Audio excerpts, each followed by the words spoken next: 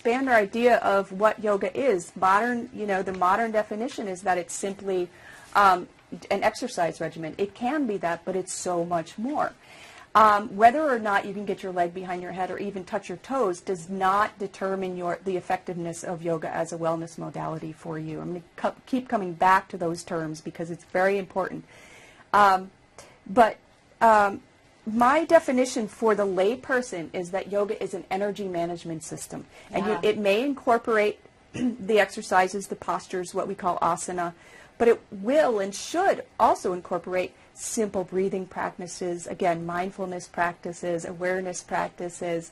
Maybe part of your yoga practice is a little bit of diet modification, lifestyle, having a very important part of your day be dedicated to rest and restoration. Those are all practices that get incorporated in this grand scheme of what yoga is. So you absolutely do not need to put your head behind your leg, but leg behind your head, but it's probably, or either one. But it's not a bad idea to aspire to touch your toes if you're not dealing with an injury, because flexibility in the body makes your body more whole. It makes you feel better. So, when we move, our bodies are designed to move. Yeah. So why not move them in a way that works for us, that keep us lithe and limber and have our physiological systems be functioning at a more optimal level. So yoga can do that too. And provide relaxation. I remember one of the things that when I took some training with you, we talked about was sometimes the wrong workouts. You can have very physically fit people. So there's probably many caregivers out there who, start their day with, an 8-mile run, and that's great too, but it provides a different type of workout, not necessarily alleviating any kind of anxiety or mental duress. Right. Putting your body under the stress of running 8 miles, you do have that endorphin response and everything, but that may not be as sustainable over the course of your day as doing a relaxation practice. So yoga is an energy management system above and beyond everything else. It helps you to manage that stress response of fight, flight, freeze. And I think that your exercise should probably incorporate something that's really mindful, like yoga. It doesn't have to be Tai Chi and Qigong are also really great for energy management. But it's all a part of your self-care. And I think that that's really important to note. Is what you're doing as your exercise driving you more into the imbalances that you're trying to get away from? Yeah. Or is it actually sort of creating a holistic system in which you can really begin to manage the stressors that are applied in everyone's lives, but in caregivers' lives especially? Yeah, absolutely. Speaking specifically about caregivers, why would a yoga practice, and maybe what would that look like for somebody who's a caregiver who's saying, I've got no time, every minute of my time is, budgeted, blah, blah, blah. How do you even get somebody to begin to consider what the benefits could be? Right. Well, let's talk about yoga's benefits for the general population. Yoga can benefit all conditions from, an overwork to headache management, to low back pain, to injury recovery, to surgery recovery, to yoga's been proven to benefit people with diabetes, arthritis. Did I say that right?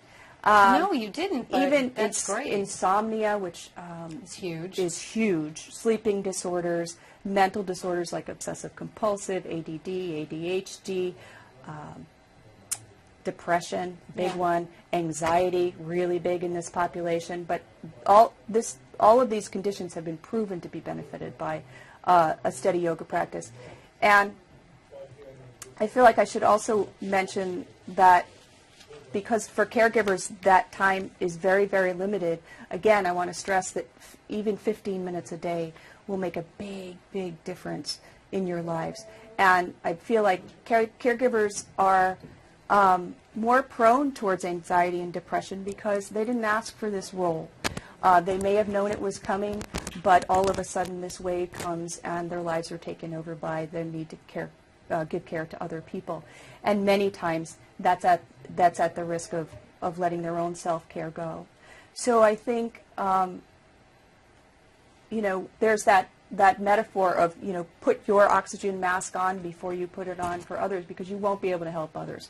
So for caregivers, a few minutes a day, I think, is very important to begin to incorporate some kind of self-care so that you don't face that maladaptation of, your own health concerns getting put by the wayside, your own stress management, maybe your diet, your sleeping habits. All of those things can go awry when you're being asked to sort of give up your life or a big part of your life to care for another person.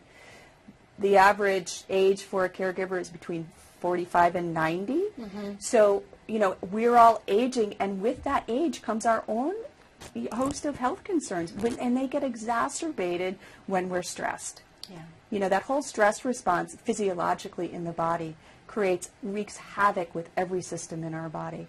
So adapting techniques to begin to reduce that stress response, bring up what we call the parasympathetic or the rest and digest nervous system response, very, very important. And the beauty of it for caregivers is that a little goes a long way.